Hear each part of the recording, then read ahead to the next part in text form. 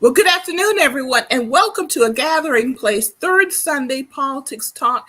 It's been a moment since we've seen everybody live. I've been showing some repeat shows and not showing either because doing a little bit of vacation, but we're glad that everybody's joining us. And of course, we encourage you to drop your questions and comments into the comment section, and we'll try to answer as many as possible or give you feedback. But we're delighted to be here and come back live with Politics Talk because we have a lot to talk about. Replacement theory, Black Voters Matter, and midterm elections. We got a lot to talk about. And my fellow co-hosts are definitely joining me today, Brandon Upson and Jamarr Brown. And as soon as we finish this opening, will join us. Talk to you later. Talk to you in a moment, not later. Talk to you in a moment.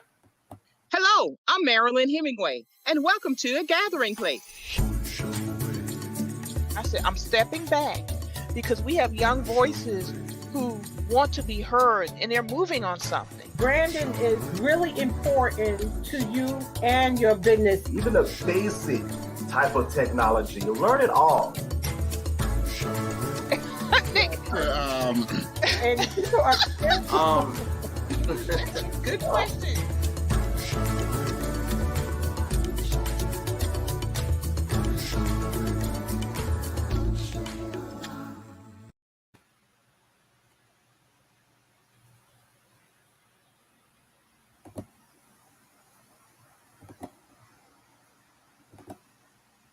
Well, we're back, folks, and I was playing around with a little. If you saw us doing a little dance in there, give me some graphics, and we got to play around. All right, let me go ahead and bring in Brandon, and Jamarr is going to be joining us in probably the next 5 minutes. He said give him 10 minutes, and from 4 o'clock. Brandon, good to see you. Good to see you, Marilyn. How you doing? I'm doing great, thank you very much. A lot going on down here in my hometown of Georgetown, but everything good, a lot of good stuff and everything. But you are not even in the state of South Carolina. You are out and about doing what this afternoon? Yeah, I am out here canvassing with my team for a couple of candidates I have running in Georgia. Right now, we're out here for Cynthia Wagner, who's running for Ward 2 in Smyrna, Georgia. She's running for city council. So we're working hard trying to get her in here. That's very good. Before we came on the show, you and I were talking about the candidates and campaigns and stuff, but also we were talking about the sophistication of the Black voters in Georgia. And I do want to touch on that a little bit, especially with midterm elections coming up. But what do we mean by sophistication of voters? Georgia voters are really coming out because they, one, are informed voters, but I really think, and correct me if I'm wrong, because I'm not in Georgia politics directly as you are, they're coming out because they understand the importance of voting in every election. And I think that is a growing trend here because voting is a habit. It is not something that's sporadic. There's an election every year, and in some cases, multiple times a year.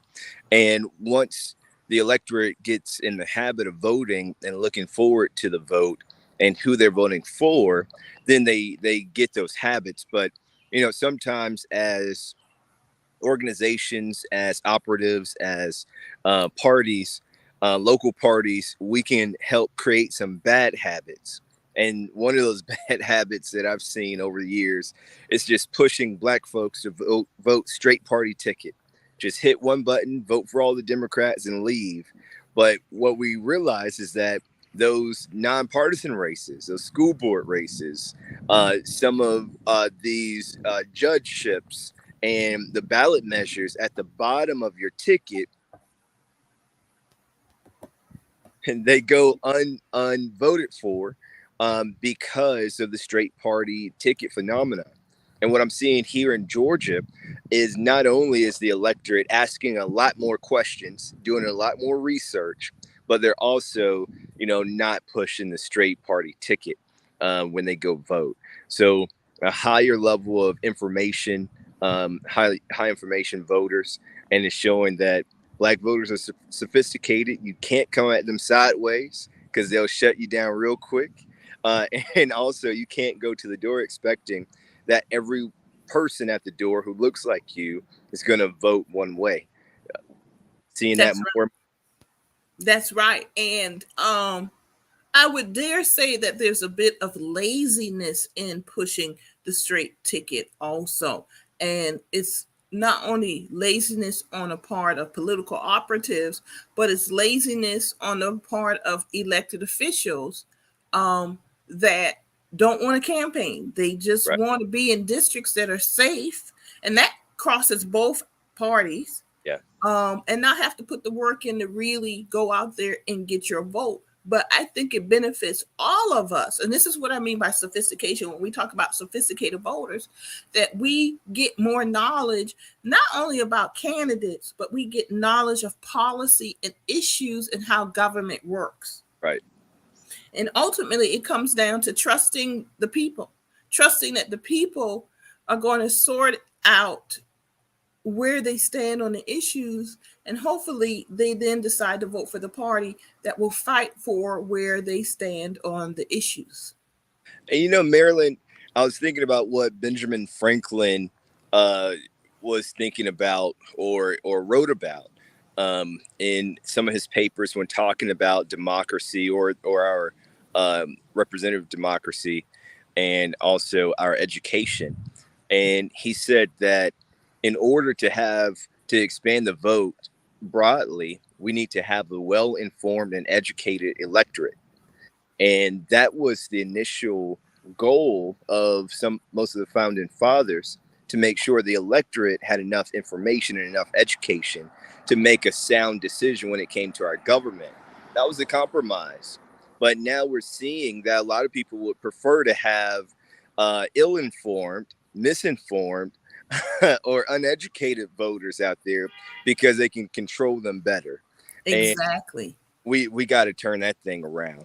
And that's what I was thinking about as you were speaking. We do have to be clear, I believe, when Benjamin Franklin was talking about an informed electorate, but he was also talking about white landowning males too. And it's through but that is a perfect example. Be careful what you ask for. Yeah. Because people figured out, if I have more knowledge, if I'm more informed, then I can get the laws changed. So in the history of the United States, there's always been this give and take of, it was founded for a particular group, but it was founded on the words of fair, of fairness, equity, and people have always held them to what they wrote on paper.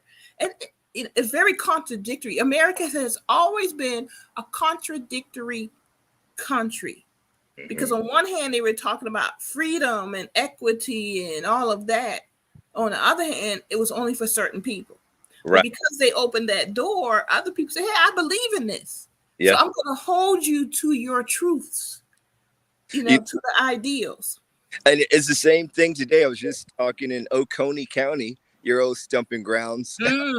Yesterday, I was the keynote speaker for their Justice Jubilee event honoring Miss Maxie. Mm-hmm. And we were talking about the same people who said they were storming the Capitol, attempting an insurrection to fight for their freedoms, are the same people who are okay with our freedoms being stripped away from us.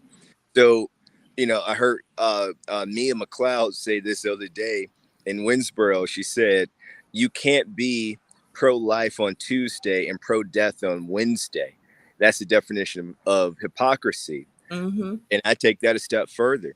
You can't be for freedom in your house and be for removing my freedoms from the people in my house. Like, either right. You're against it, and there's no gray area, and that's right. Yeah. You are so correct. And if you're wondering, folks, what this has to do with replacement theory, the midterm elections and Black Voters Matter, it has everything to do with it, because replacement theory, that it's nothing new. Mm-mm. That's just a new term for something that we've been dealing with from the beginning of this country. They've always tried to replace us. They literally replaced us in Africa by kidnapping our ancestors and placing us in a whole new atmosphere, a new location. But that was based because they were literally extracting natural resources, and the greatest natural resource are people. They replaced Native Americans. So America's been replacement theory from day one. It's just a new term that we're using for it.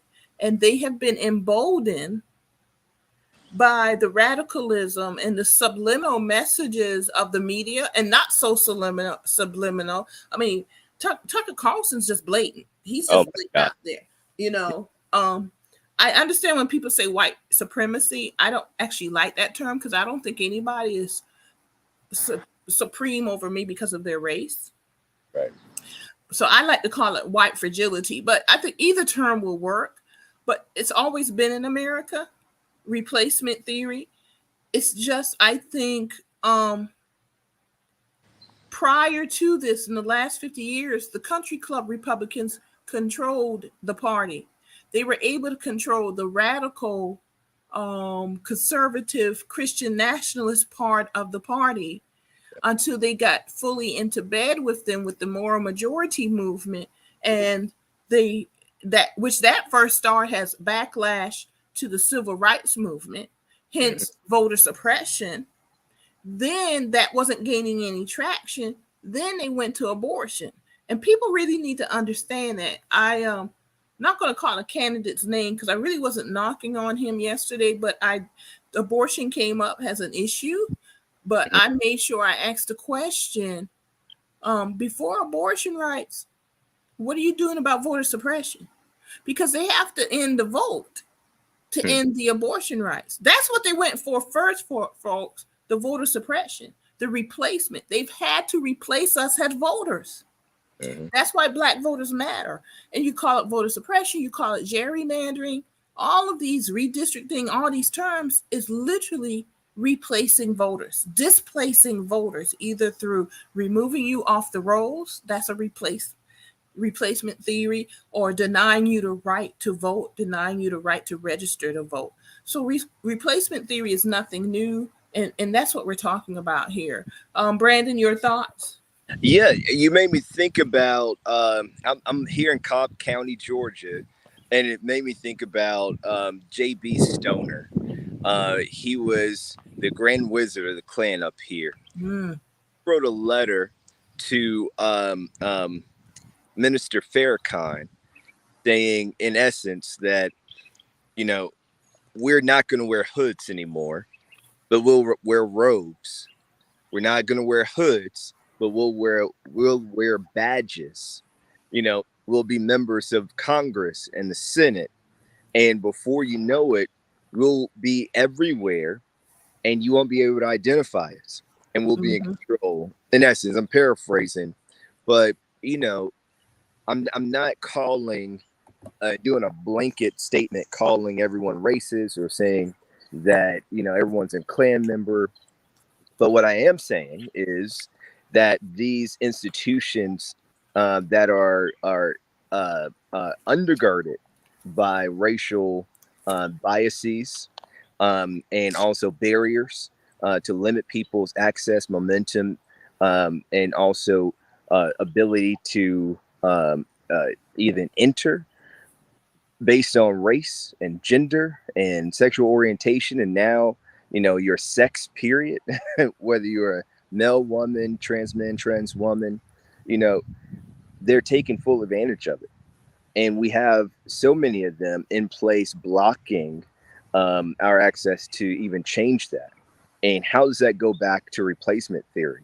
Those same boys that were marching in Charlottesville, Virginia, saying Jews will not replace us, are the sons, the nephews, the grandsons of elected officials, of authorities such as sheriffs and chiefs of police, auditors and treasurers, congressmen and U.S. senators, who are out here believing that not only Jews are replacing them, but we're replacing them.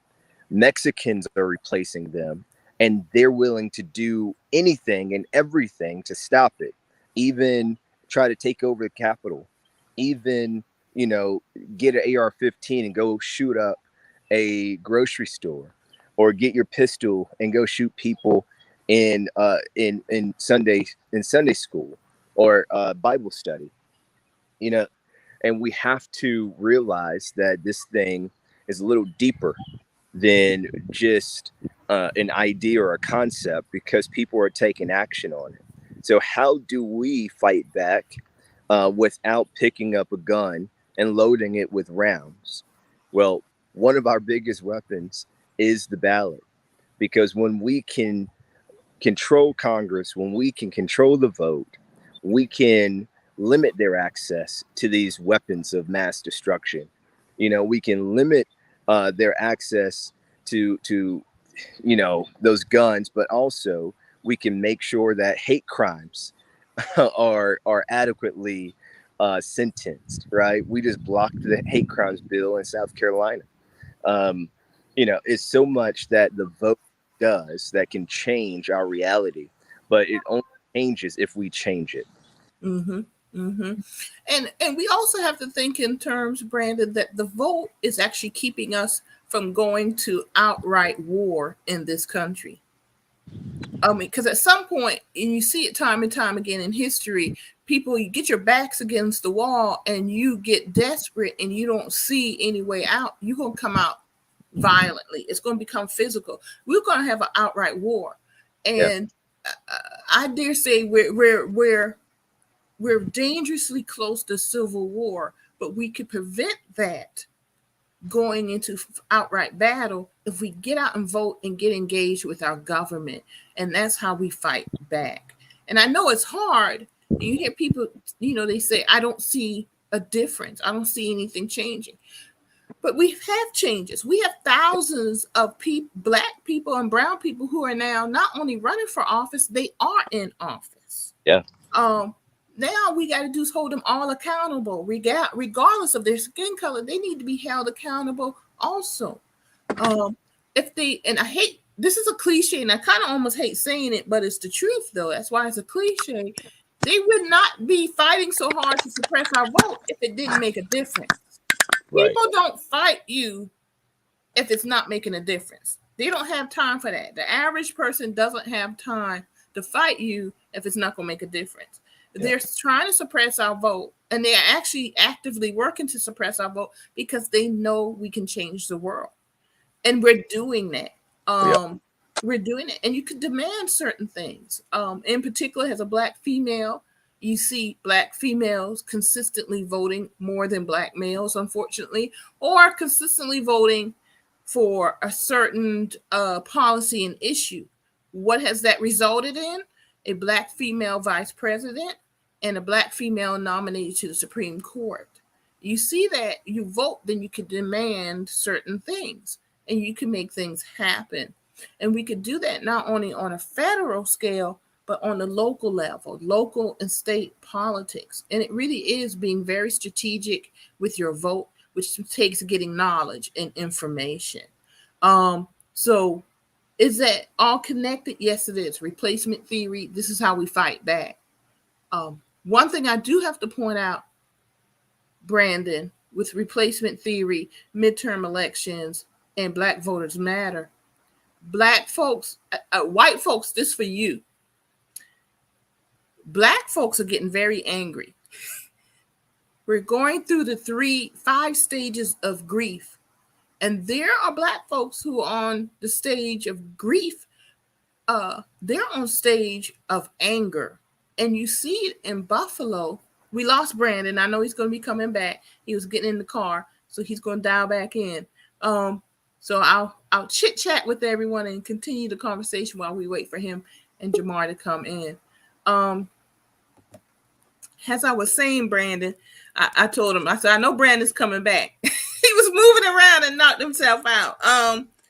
That Black folks are going through stages of grief, and we're starting to get in the stage of anger. And you see that and you hear me say it all the time, there's a thread that ties everything together when you understand history in the timeline.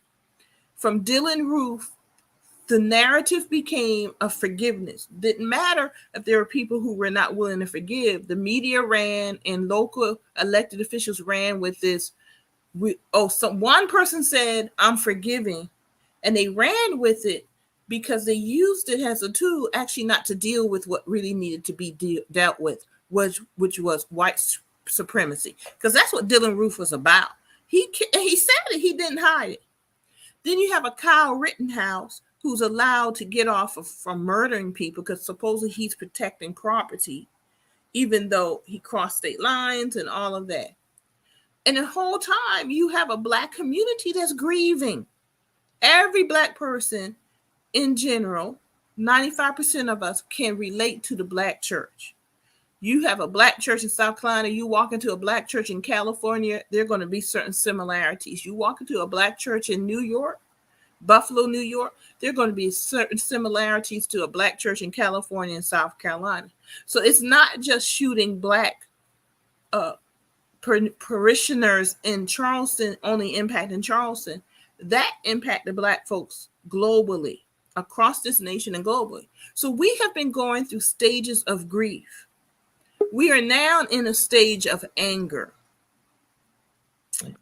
And lo and behold, beware when that lion awakens. I believe James Weldon Johnson talked about that, about when that lion awakens. And I think that is what's starting to happen when you're in the stage of anger.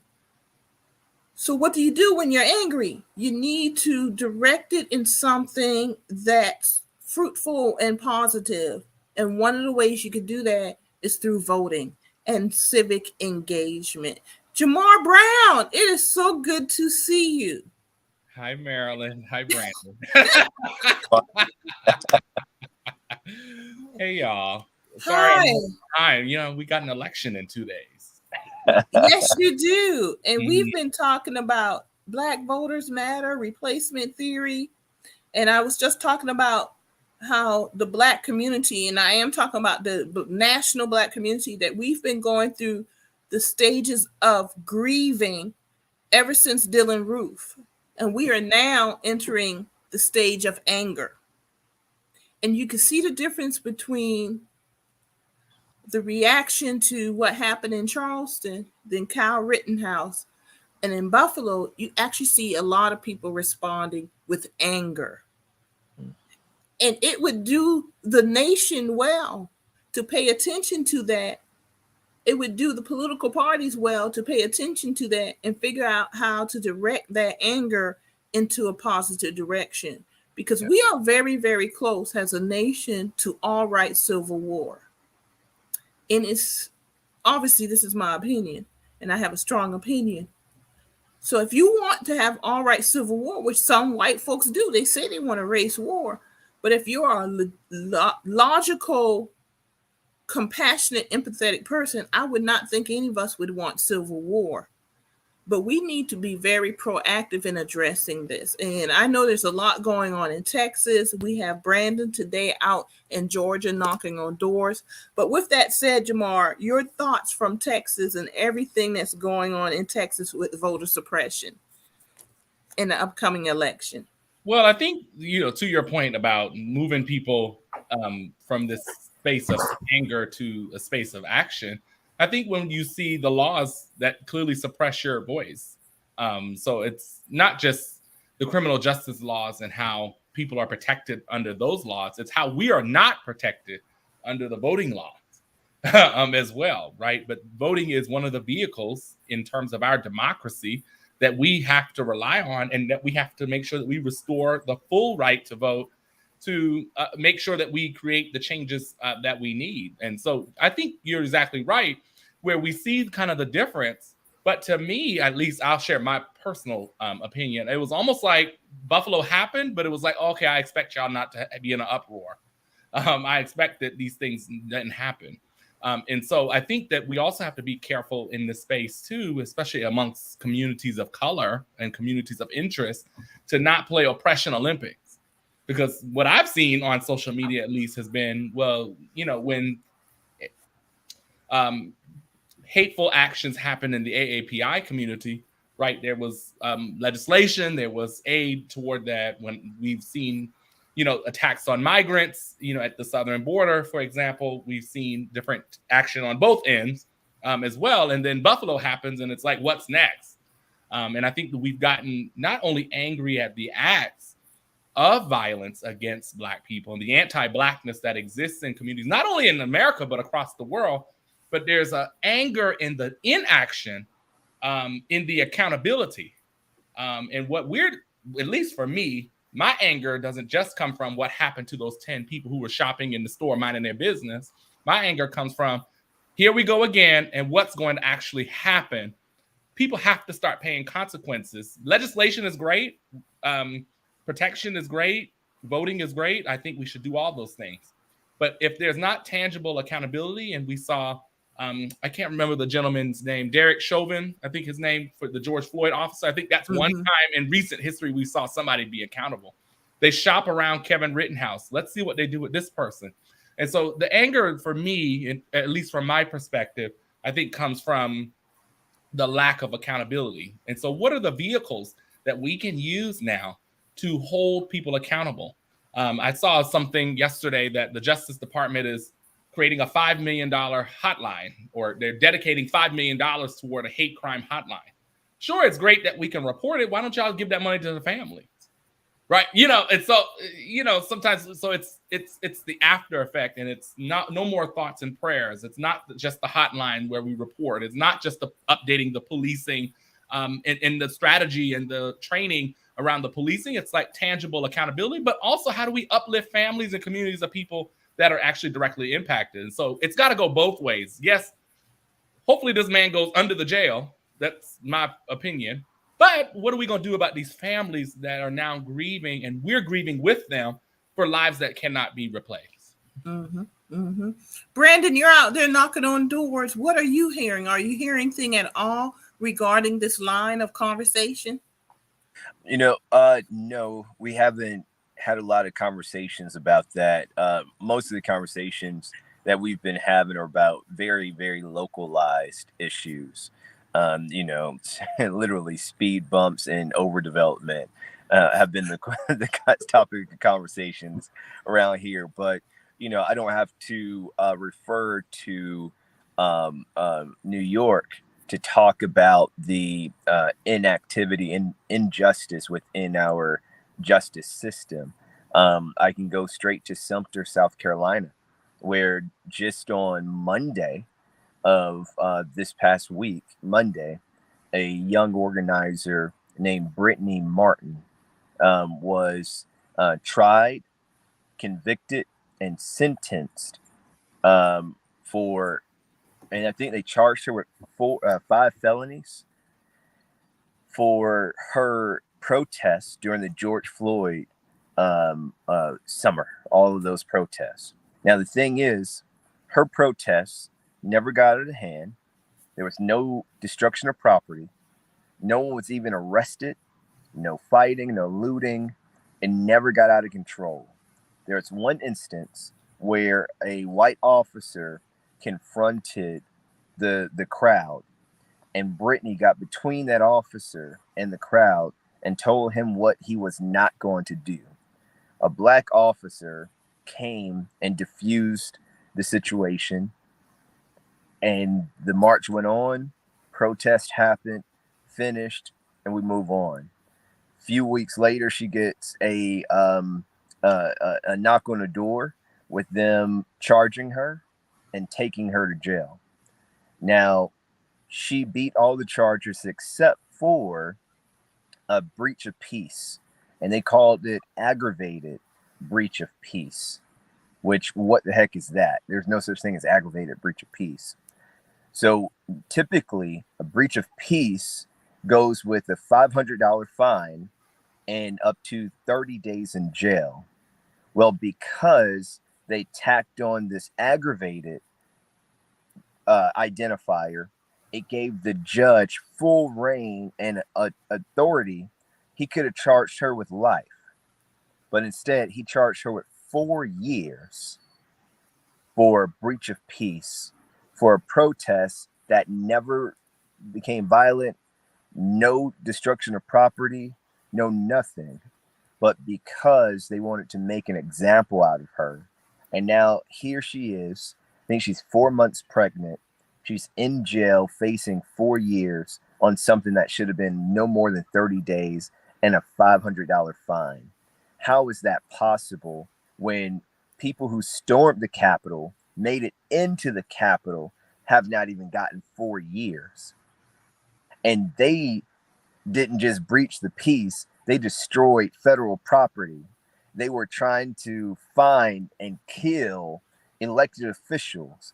They made very explicit and blatant threats, not just to democracy, but to elected officials. And they attacked, beat, and even put these things in place that killed officers. But yet this woman, Black woman, Sumter, South Carolina, does a protest. She beats all the charges except for breach of peace. Sure, the jury thought it wasn't going to be a big deal, right? But here we are. And it's right here in our backyard in Sumter, South Carolina. I urge everyone to Google it. It's in the Sumter item, and the Post and Courier just wrote about it. But it is absolutely asinine. And I have to, call it like I see it. The prosecutor worked with the judge, and he was her boss before he became a judge. The prosecutor is the wife of State Senator McAveen. So we know in South Carolina, our judges are voted on and appointed by our state legislature. Mm-hmm. That's corruption. Mm-hmm. The fact that he didn't recuse himself from this after having such a personal relationship with the prosecutor, that's corruption. The fact that the judge's office is in the prosecutor's office, they share offices, that is definitely a conflict of interest if I had never seen it before. And I just want people to know what's happening, to call it out, put pressure right to your state senator, your state representatives, because we can't allow this to get swept under the rug. She has to file her motion for an appeal by, I believe, next Thursday. So we're trying to get her help on that, but we cannot allow this to go unnoticed. Yep, that's the article right there. So I had not even heard about this, Brandon. This is atrocious, mind-blowing, and all of the above and more. Mm-hmm. So we do need to reach out to McAveen and other elected officials in Sumter, David Weeks, Representative David Weeks, Senator Thomas McAveen, all of the others connected to Sumter, and let them know that this is unacceptable. This is clearly sending a message to keep people in their place, to instill fear and keep people in their place. And it's not, this is egregious, standalone egregious matter. But there are numbers, as I was listening to you, that I can cite that are clearly just meant to instill fear and prevent people from speaking out. Had no clue this was going on in Sumter. So definitely we'll do something to make some phone calls to these offices. That's crazy. That's just crazy. Go ahead, Jamarr. If I can jump in, think of how many stories like that go under the rug. That's right. Because we don't either just know about it, and not knocking the media outlet, of the article, but a lot of times this is why sometimes knowing our local newspapers, having access to our local newspapers and still reading them. I still read the local newspaper. Sometimes I still read the Post. I live in Texas, of course, but sometimes I still read the Post and Courier because it keeps me abreast as to what's going on. And so we've got to make sure that we're driving our local publications, because a lot of times stories like that, because it's not on CNN, right? It's not on MSNBC or ABC. It goes under the rug, and you're talking about protests from 2020, right? So you're talking about 2 years that this young woman has been going through different legal challenges, potentially financial challenges, because, legal representation is not cheap, as well. And so I just want to bring attention to driving home that we've got to be in our communities and using the resources in our communities to bring attention to issues such as this. And then the second thing that I wanted to bring up was, at least in Texas and South Carolina to some degree, as you all mentioned, the judges are elected by the legislature. But in places like Texas, the judges are actually elected on the ballot. So you can actually show up and go vote for your judge, right? Both for the criminal and civil courts in Texas. Wow. Court of Appeals, we elect our Supreme Court. I mean, every level, except municipal, we elect, in Texas. But the additional thing about when you bring up the point about elected officials is a lot of these prosecutors are on the ballot. Your solicitor, your district attorney, in the same way that you call Senator McElveen, same way that you call Representative Weeks, you need to be calling those offices. And so we need to encourage people as part of our activism. I think we're so used to calling members of Congress or legislators, and we get so used to that. But knowing that there are people who are elected officials that operate in the legal space, that operate in the judicial space, that have a responsibility to make sure that these cases are heard and tried in a fair way. And so just want to reiterate, and not just harping on elections as the only solution, but a lot of people who can make decisions about whether to prosecute, how to prosecute, they assign who the prosecutor. If they're not prosecuting themselves, they hire the prosecutors. So that's power in itself. And then when you hire those folks, you can assign those folks, different cases. And you don't know what kind of implicit bias and other social dynamics are at play in a prosecutor's office if we're not holding the solicitor or the prosecutor or the district attorney accountable. So I think this just shows us on both ends that we've got to make sure we understand the systems, but how do we uplift that in our community and know where to direct people to take action? Jamarr, you are correct. I was looking at the solicitor as you were speaking in Sumter, and I see Ernest A. Finney III, solicitor. Is that correct, Brandon? Do you know that? Correct. Yep. Yeah. All Really? right. Yeah. Yeah. Oh, wow. I didn't realize that. Wow. That's interesting in so many ways. That last, yeah. Mm-hmm. Yeah, we're speechless over this one, right? We have to have a phone call about this. And yes, I just put the picture up. Mm-hmm. Yeah, so you guys can Google Sumter County Solicitor. The phone number will come up, and we want to encourage you to please call regarding Brittany Martin. Yep. Her case, okay. and this is where we start. Just one case of many we just had in Georgetown. It's not a civil case, criminal political case, but they finally found Brittany Drexel's bones after 13 years. But one of the first persons they accused of being her killer was a black man with one arm.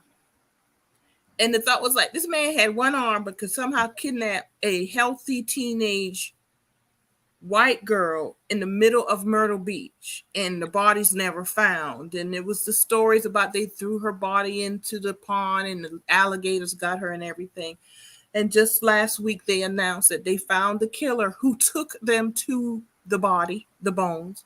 And it was a white middle-aged sex offender, male, who's been out in the community for the last 13 years because their focus was on this young black man. And the black man's family called a press conference, I believe it was Thursday, to basically call him out and said, we need more than an apology, because it wasn't an apology. There wasn't any hint. Yeah, they need some money because this man suffered.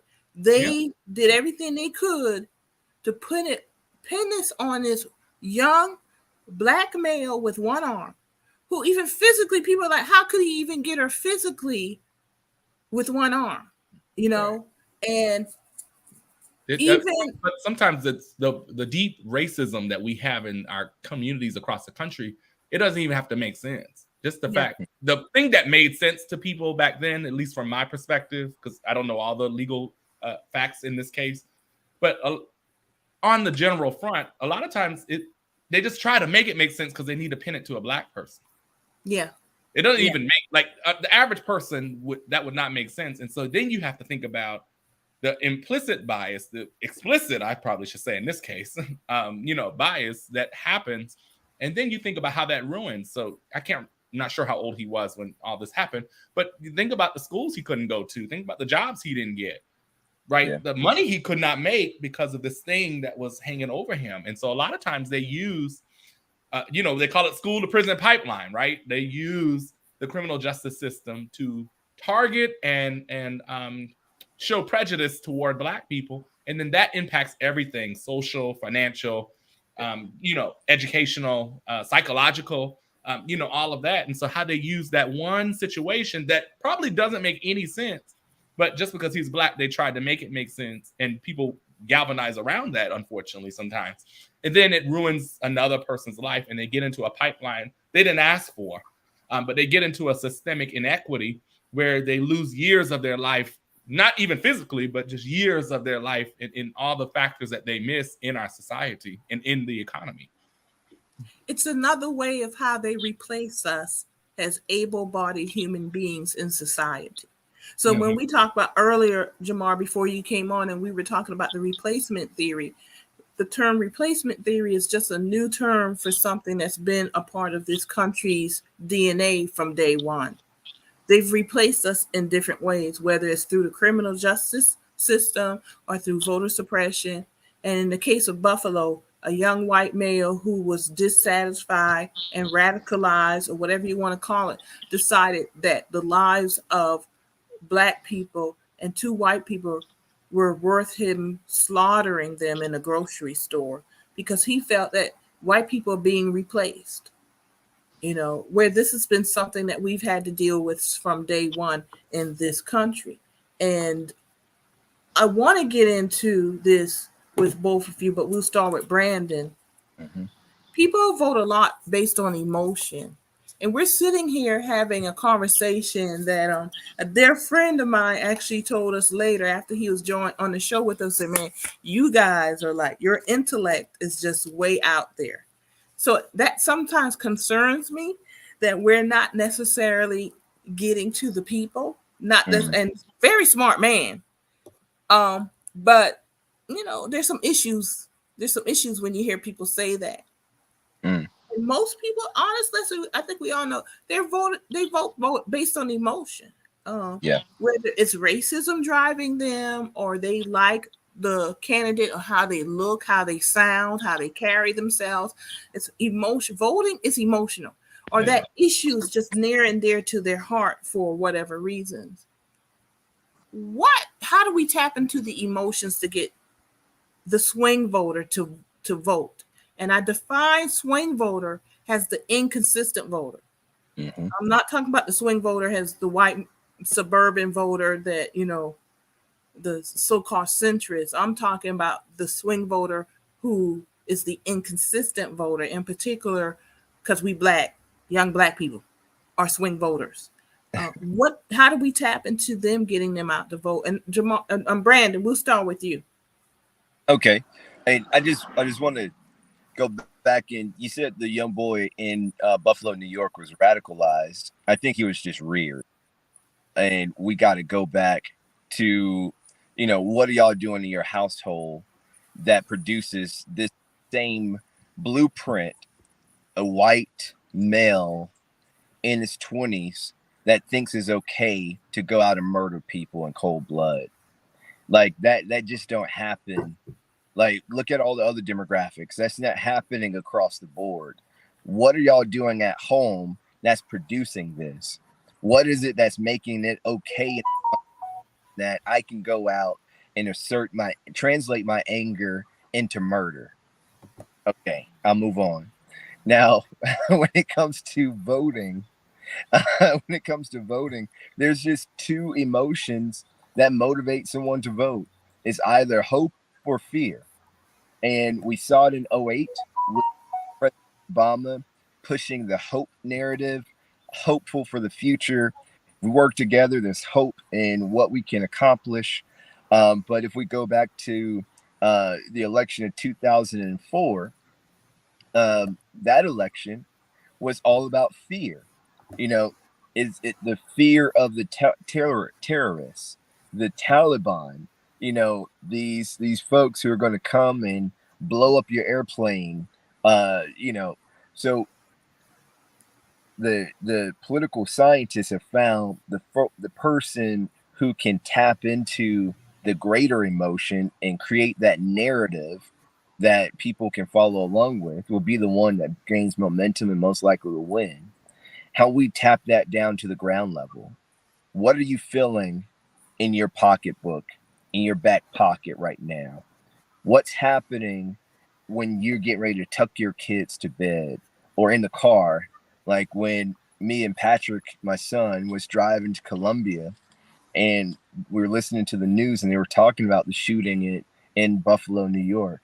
And Patrick said, "Daddy, did that man kill those people?" It's like, "Yeah."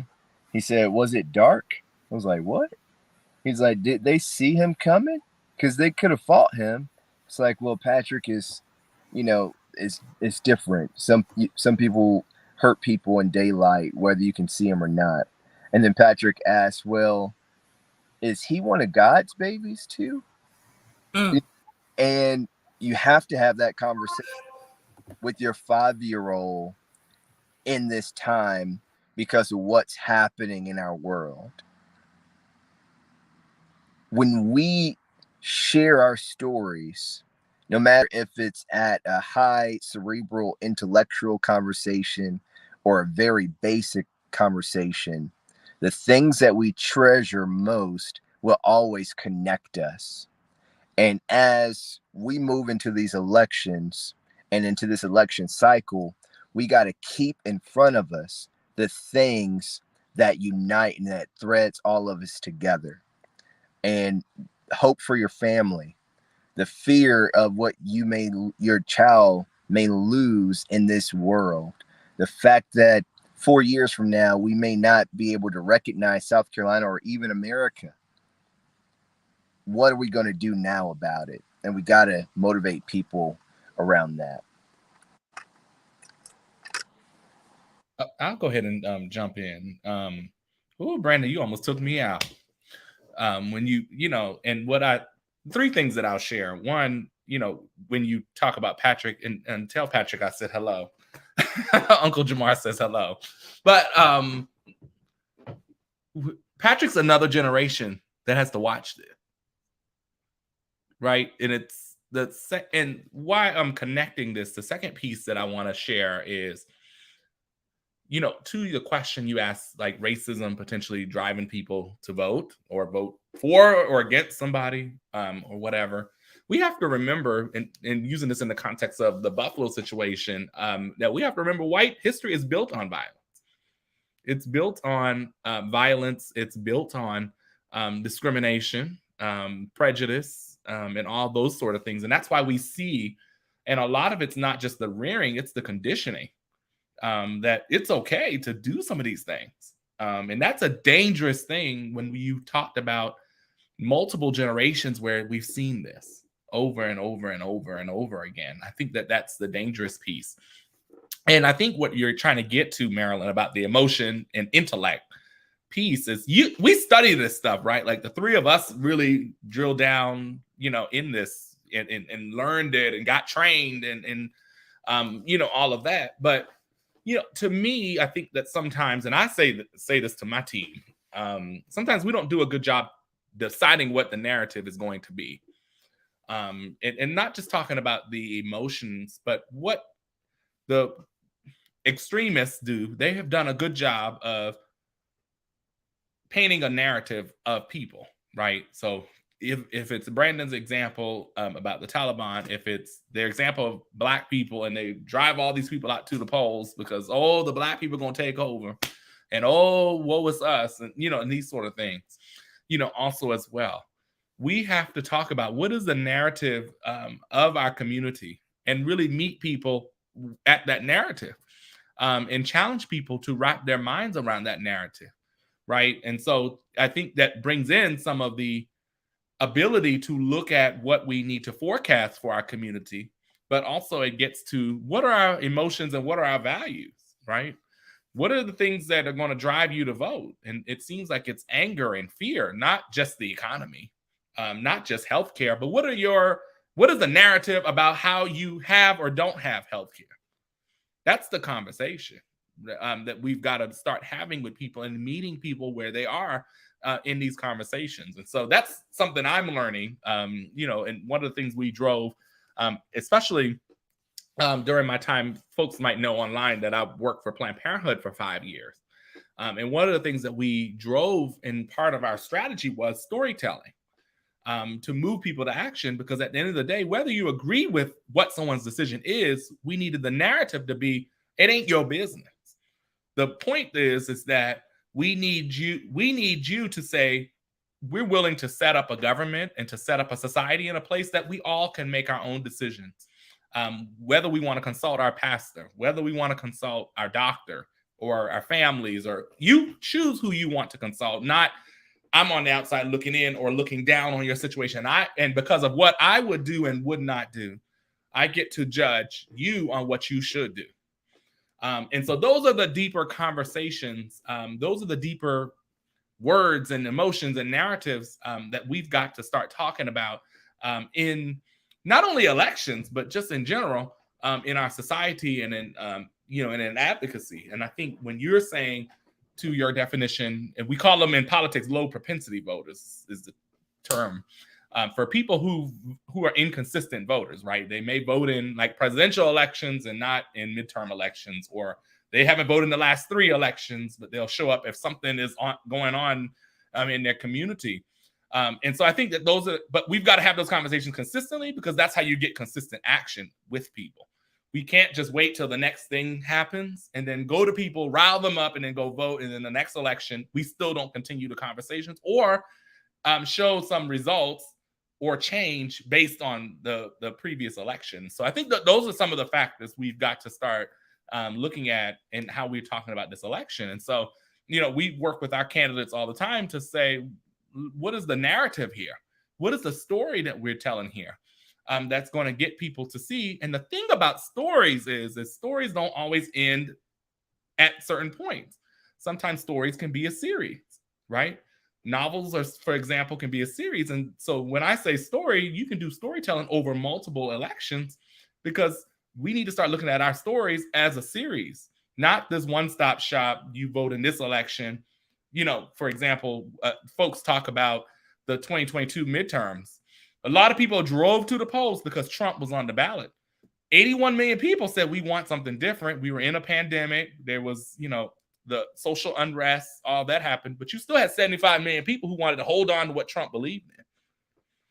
And so you've got to, start looking at what those, particular elections are. And so those are some factors that I think we need to start considering.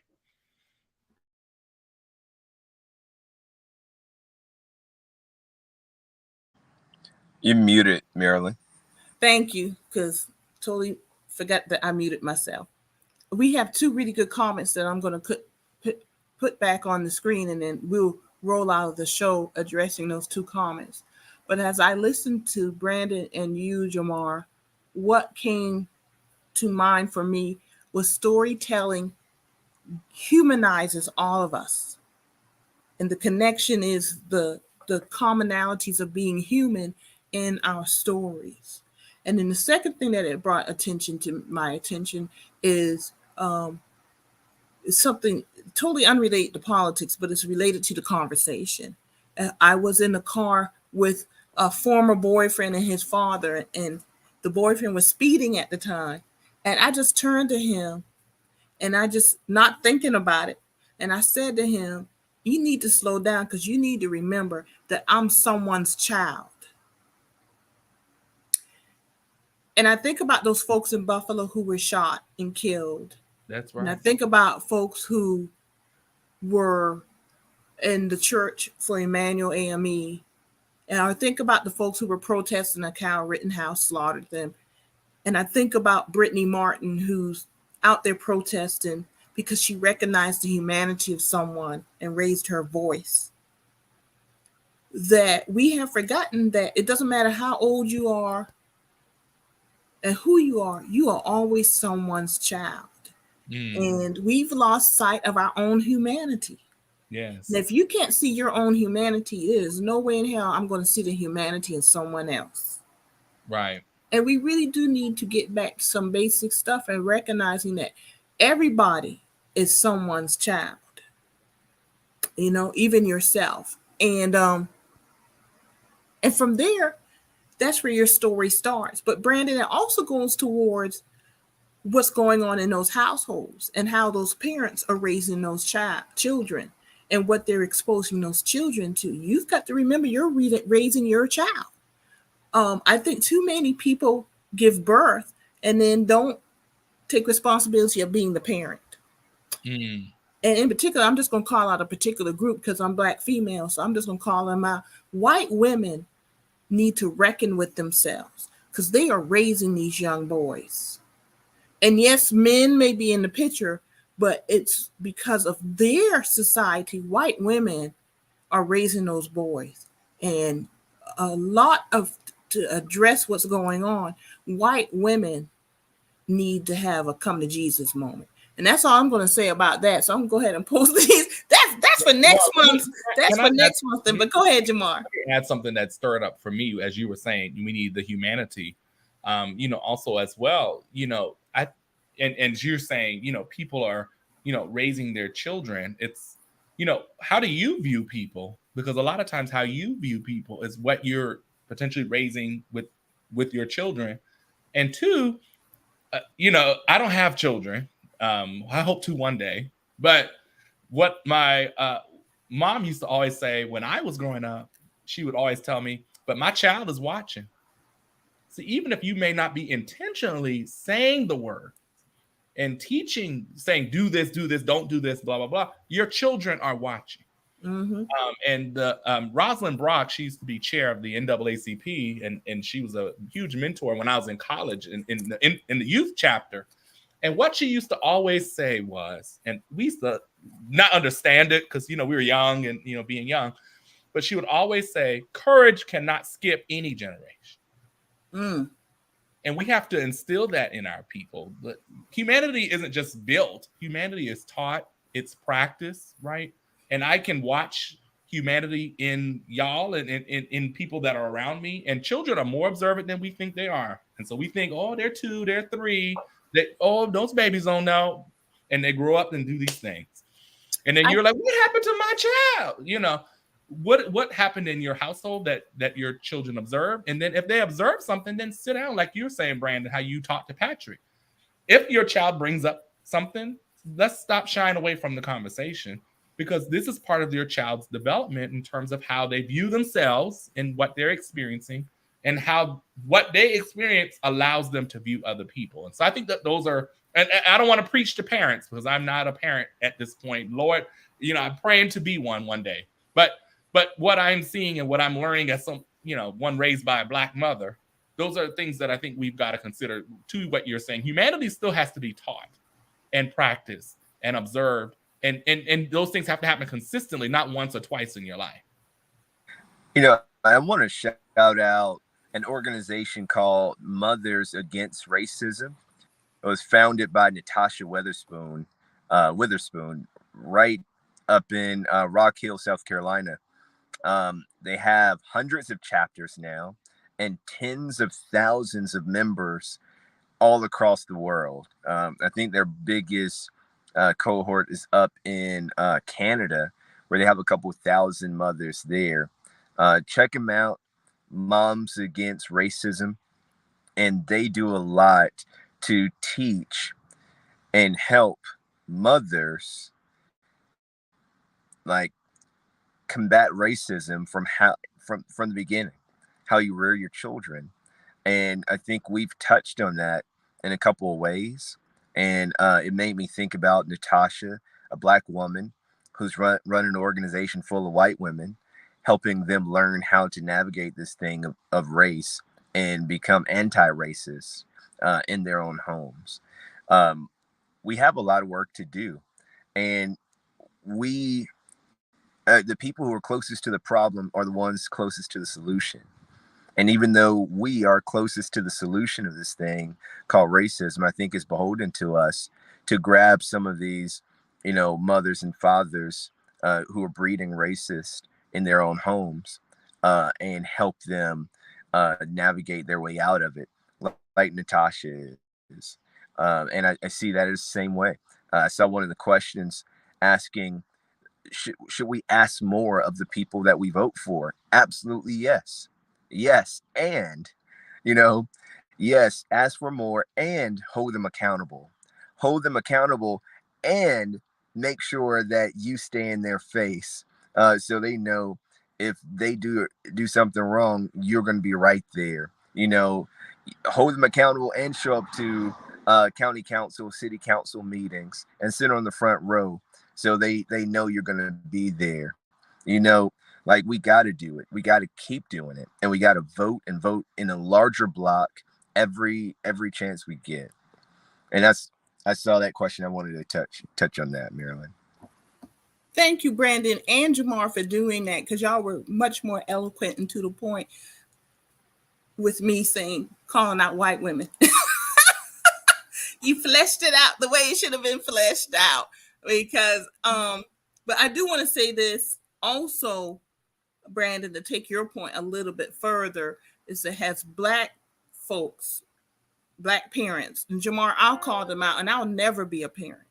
I'm never going to be a parent for reasons that I'm sure you guys understand. But we are going to also have to be proactively anti-racist, and in sense of preparing our children for the world. We cannot just say, I'm so busy just surviving, and leave our children hanging out there. Black folks also have to play that part. And part of that is holding our elected officials accountable, our community leaders accountable, those who put themselves in leadership position. And Lord knows, I know it's hard. It's hard as a single Black woman out here. I cannot imagine having as children and having 2 or 3 jobs and still raising a family. But for us to navigate our way to a better place, we're going to have to make some sacrifices in how we raise our children. And I was fortunate and blessed to be raised in a 2-parent home where that kind of was, that balance was there. That partner gives you space to do that more. But more importantly, I was raised in an extended family where the aunts and the uncles and the cousins had a part in raising me. And we've got to figure that out somehow. We're going to have to figure that out somehow. And that does involve storytelling. That's why the elders being in the home or having that Sunday dinner at your grandparents' house was all about storytelling. And it wasn't obviously storytelling, but when you're sitting at the dinner table and you're creating new stories, or you're sharing those jokes, or you're sharing what grandma and granddaddy did or parents did growing up, you're storytelling and you're instilling values. You're instilling humanity, and you're instilling experiences in your children that will take them through life and deal and be proactive about some stuff too. So I just wanted to say that and address that. Jamarr and Brandon, I'm going to let y'all wrap this up too, but I'm going to throw this Eric Grant up, going back to the second quote. Storytelling is so important. We know and understand ourselves and our neighbors within those stories, and we're motivated to act or not because of the kind of characters we see ourselves as. Brandon, I'll let you go ahead and start, and we'll wrap up the show with that. Any final thoughts? Yeah, final thoughts from me is that we got to stay vigilant. We got to roll up our sleeves and get to work. Stay in the vineyard. Don't let go of the plow. There's a lot going on. I know in a couple of states we got midterm elections happening on Tuesday that we all need to vote on. If you're in Georgia, Senator Warnock actually has a primary. We can't forget about that. South Carolina's primary is on June 14th. We got to get out and vote because it's going to be vitally important. Black folks have the power to determine the future of South Carolina. We can't give that power away. We got to use it. So thank you as always, Marilyn. Great seeing you. Great seeing you, Jamarr. I love y'all. Great conversation. Thanks, Brandon. Brandon almost got me crying today, y'all. But go ahead, Jamarr. Child, he almost took me out. Child. I feel like I just need to go to South Carolina, go get Patrick, pick him up, and just hold him, child. Help us, send the usher, child. You know, sometimes you gotta just send the usher, come help us, okay? I know. Tell Patrick I said hi too, Brandon. Yes, Go ahead, Jamarr. please, We let please. you wrap it I up will. since you in So, the mighty state of Texas. Yeah, send the usher for me, child, because these people have lost it. But so I shared this story with group of Black activists I met with recently, and we were just talking about storytelling. So this is fitting, quite frankly, based on a conversation that I was enriched. I shared a story. There was a certain point when in my childhood, my father had some problems and he was not at home with us. My grandfather, I would always remember, and I'm saying you don't make these connections sometimes until you're an adult. Mm-hmm. But I would always remember, and my grandfather passed last May, by the way, but I would always remember he would pick me up on Friday night, take me to the barbershop on Saturday, and I would just run errands with him. Like, you know, he'd get his oil change or pick up stuff for church or, you know, whatever it is, you know, he had to do. And it was every couple of weeks, you know, we would get together, get our hair cut and stuff like that. But I think, you know, that's where I learned a lot of my life lessons, right? Of how to view people, how to treat people. And I always remember, back in the day, we had Miss Max Chicken and Piggly Wiggly. And that man loved him some Miss Max chicken, okay? And we would pick up some chicken for Sunday dinner or Saturday night or whatever, and I would stay at my grandparents. And I always remember he would just speak to everybody in the store. You know, so-and-so went to our church or they went to high school together or, you know, whatever. People knew, and he would always speak. And I remember one day I walked by somebody and I did not speak. He like yelled at me in the car, y'all. But now I look back, it's like you didn't recognize that human, you know, and I was young and, 8 years old or whatever. And you know how young people sometimes they just walk by, don't speak, you don't think anything of it. But humanity is acknowledging somebody's presence. So it's small things like that we learn from our elders and our grandfather. I'm always grateful because someone told me the other day, like, you always speak to people. And he taught me that. And so it's those kinds of things. For example, when you were saying Marilyn, right, and Brandon, how we rear people in our homes. And so we've got to be mindful and be more intentional, y'all, of our actions and our words and what it means for us, but also the people around us. And so people will tell me all the time, "Ooh, you so quiet," or "Ooh, you so political." No, I'm not being political. I'm not going to shred up your feelings. That's all. And I'm making a decision to not do that. And so sometimes we just got to learn that our humanity is decisions and choices that we are all making, right? And our collective humanity comes when we are collectively making choices to say, you don't have to be my best friend, but I'm going to say hello. Mm-hmm. I don't have to agree with you on every issue, but I'm not going to chop your head off. You know, and when we can come back to that kind of accord, we can therefore start looking at what accountability looks like. We can start looking, because whatever happened in Buffalo, everybody should be in red. If purple, blue, black, green, somebody got killed who didn't do anything. Like, that should enrage people by itself, and that people can't see the humanity enough to say that should not have happened to that grandmother who was probably buying dinner for Sunday church, et cetera, et cetera. And so that's where the humanity comes from. And I think we see a better response when things like this do happen, because we're just not Black people who got shot in a grocery store. Those are the grandmothers, the mothers, the aunts, the uncles, the cousins, the children, whatever. The community leaders, the church members, and those kind of folks. So that's how we get back to humanity. And so I would encourage us to be more mindful and intentional of how we treat ourselves, but also how we treat others. And so I'll leave y'all with that and pass it back to you, Marilyn. But always good to be you. I know. Thank you, Brandon. Thank you, Jamarr, for joining us today on A Gathering Place Third Sunday Politics Talk. And I knew that you two were going to wrap it up eloquently, as you usually do.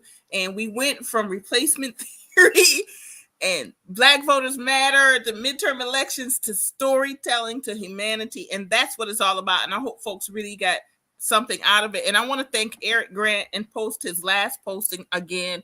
Black people's power to determine South Carolina's future is a great story creation opportunity.